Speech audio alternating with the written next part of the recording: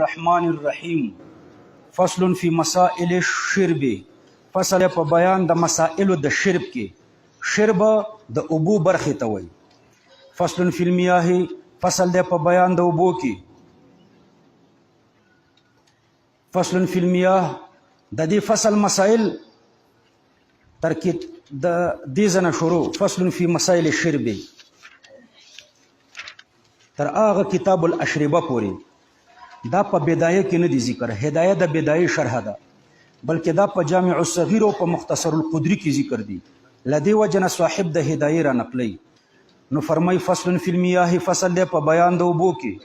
نو فرمای و اذا کان لرجل نهر او بیر او قنات، کله چې د یو سړي لختې وي یا کویې وي یا کاریز وي، فلیس له ان یمنع شیئا من الشفه، نو دته نه ده جایزه چې دا منع کی یو شی د شرب نه.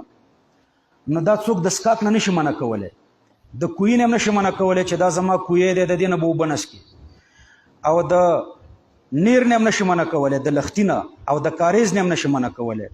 شفا د ټولې دنیا حق دی، نو دا د شفي حق ټوله دنیا لري. اوس یو سړی تږی دی، وروسته به تاسو ته تفصیل راشي، یو سړی تږی دی او تا کوی دلته ویستلی دی او هغلته دي بچي دي زنانه دي، نو اوس هغه سړی دروازه درته ټکوي چې ما ته اوبه راوړه، په دې کوی کې زما د اوبو د شفي حق دی، زه تږی ما ته اوبه راوړه بهر.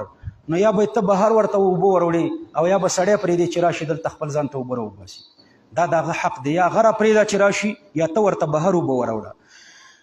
نو ته د شفې نه څوک نشي منع کولی. وشفة الشرب لبني آدم والبهایم، شفه څه ته وایي؟ شفه څکاک ته وایي. سکاک به یو د انسانانو دی بل د څارویو دی، نه څاروي د سکاک نه منې کوی شي او نه انسانان د سکاک نه منې کوی شي. پوه شوئ؟ یو هم نشي منې کولی. اعلم ان المياه انواع، په دې باندې پوه شه چې اوبه دا ډېر قسمونه لري.